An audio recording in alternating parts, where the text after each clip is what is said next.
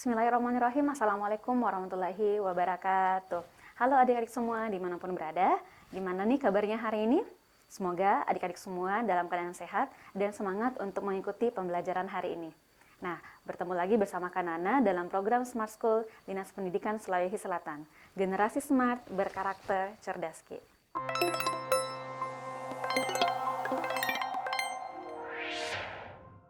Nah, adik-adik semua, hari ini kita memasuki sesi kedua pada materi persamaan lingkaran.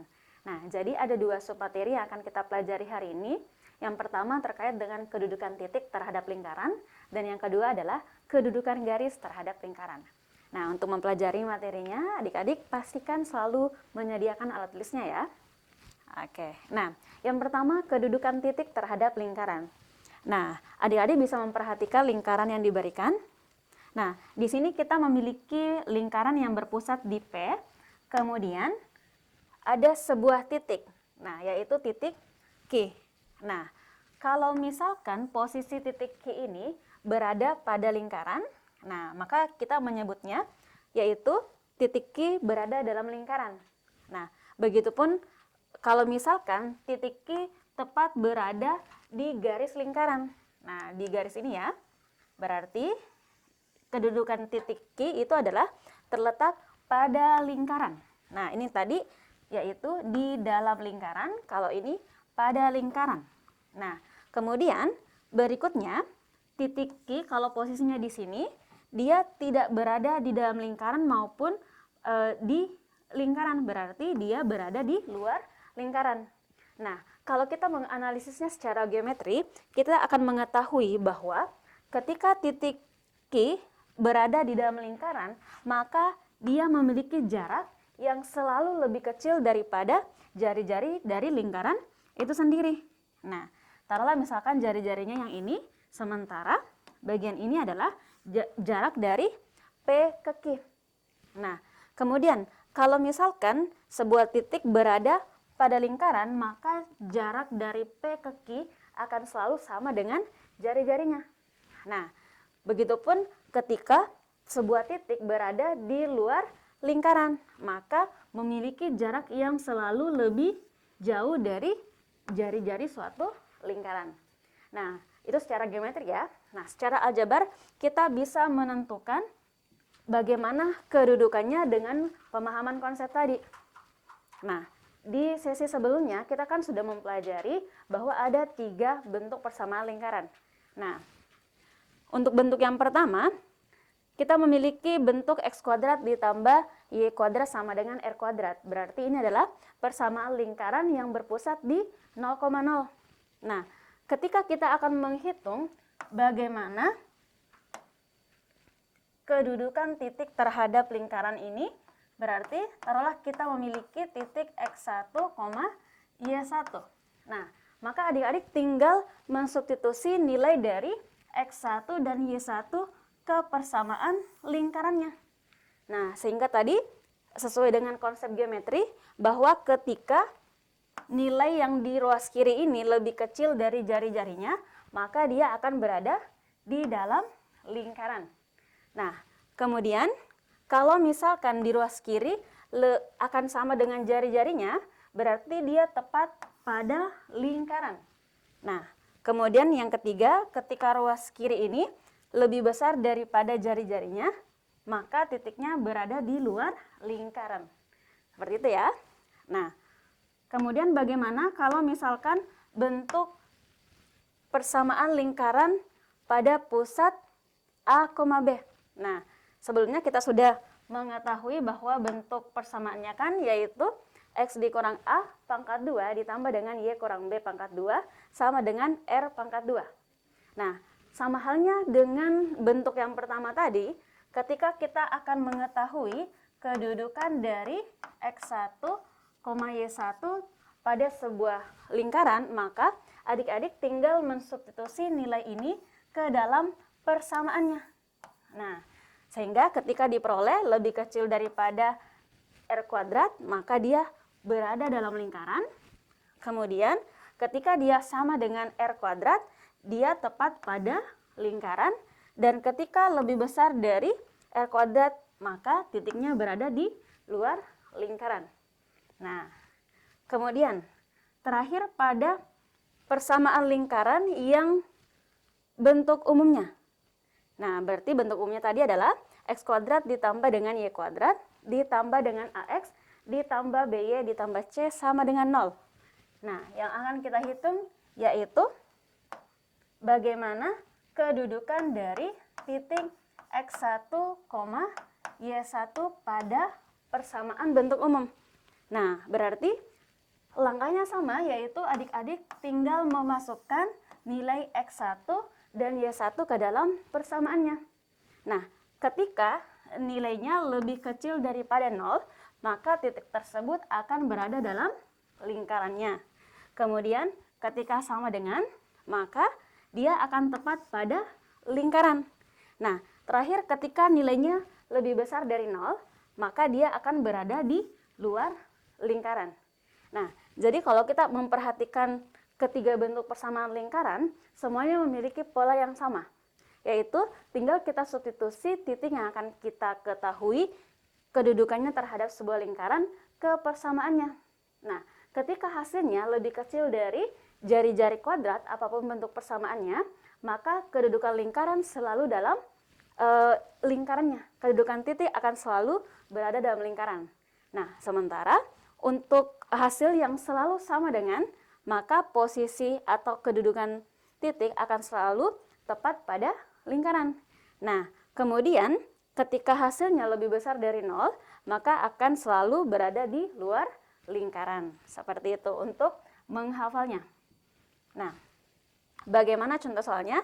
Adik-adik boleh perhatikan contoh soal berikut ini.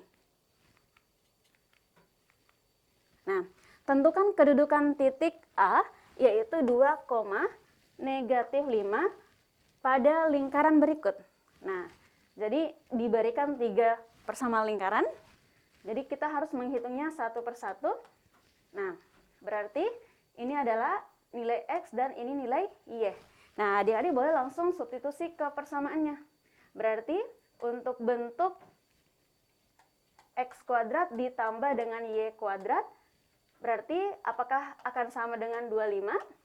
Nah, maka kita masukkan dulu nilainya, yaitu kita memperoleh 2 kuadrat ditambah dengan -5 pangkat 2. Apakah akan sama dengan 25? Nah, berikutnya kalau kita jabarkan, kita peroleh 4 ditambah dengan -5 berpangkat 2, hasilnya yaitu positif 25. Nah, kalau kita jumlahkan 4 ditambah dengan 25, hasilnya akan selalu lebih besar daripada 25. Maka kedudukan titik A pada lingkaran yang pertama yaitu akan berada di luar lingkaran. Oke, jadi kita kasih kode di luar lingkaran. Nah, kemudian langkah yang sama untuk menentukan bagaimana kedudukan titik A pada lingkaran yang kedua.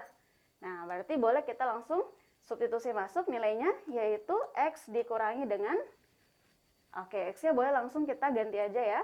Berarti 2 dikurangi dengan 1 kuadrat ditambah dengan Y-nya -5 dikurangi dengan 5 kuadrat sama dengan 16. Nah, ini 2 dikurang 1 kan hasilnya sama dengan 1.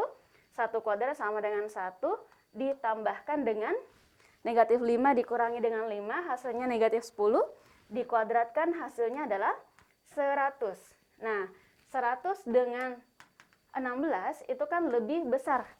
Ya, akan lebih besar dari 16. Maka bisa kita ketahui bahwa titik A juga akan berada di luar dari lingkaran yang kedua. Nah, untuk yang lingkaran ketiga, adik-adik boleh untuk substitusi sendiri ya. Boleh di skip dulu videonya, kemudian hitung bagaimana kedudukan titik A terhadap lingkaran yang ketiga. Nah, selanjutnya kita akan masuk pada submateri yang kedua, yaitu tentang kedudukan sebuah garis terhadap lingkaran. Nah, adik-adik bisa perhatikan ilustrasinya secara geometri yang diberikan.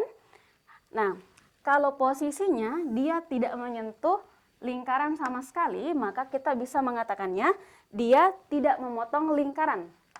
Nah, oke. Nah, kemudian berikutnya titik A atau garis ini akan menyentuh lingkarannya pada titik A ya, di satu titik. Nah, ini bisa juga kita sebut sebagai menyinggung. Oke, jadi garis L ini akan menyinggung lingkaran. Nah, berarti dia akan berpotongan di satu titik. Nah, kemudian berikutnya, garis juga bisa memotong di dua titik. Nah, kalau dua titik berarti ada dua titik potongnya. Nah, ini berarti satu titik potongnya ya, sama-sama berpotongan. Ada yang satu titik, ada yang dua titik, dan tidak memotong lingkaran sama sekali. Nah, bagaimana cara menentukan apakah dia berpotongan atau tidak? Nah, adik-adik bisa perhatikan aturan berikut ini. Nah, yaitu kita akan menentukannya berdasarkan nilai diskriminan, di mana diskriminan itu yang kita ketahui sebelumnya bahwa diskriminan bisa diperoleh dari rumus B kuadrat dikurang dengan 4AC.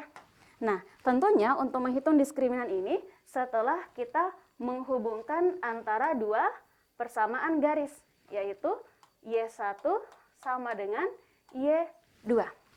Nah, baru bisa kita tentukan diskriminannya. Nah, setelah memperoleh persamaannya, nah, langkah berikutnya adalah kita ganti variabel X dan Y-nya, X atau Y dari persamaannya. Kemudian berikutnya, setelah terbentuk persamaan kuadrat, nah, kemudian baru bisa kita menghitung nilai diskriminan-nya.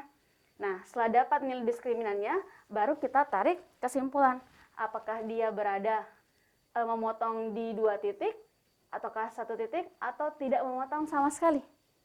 Nah, bagaimana contoh soalnya? Perhatikan soal berikut ini.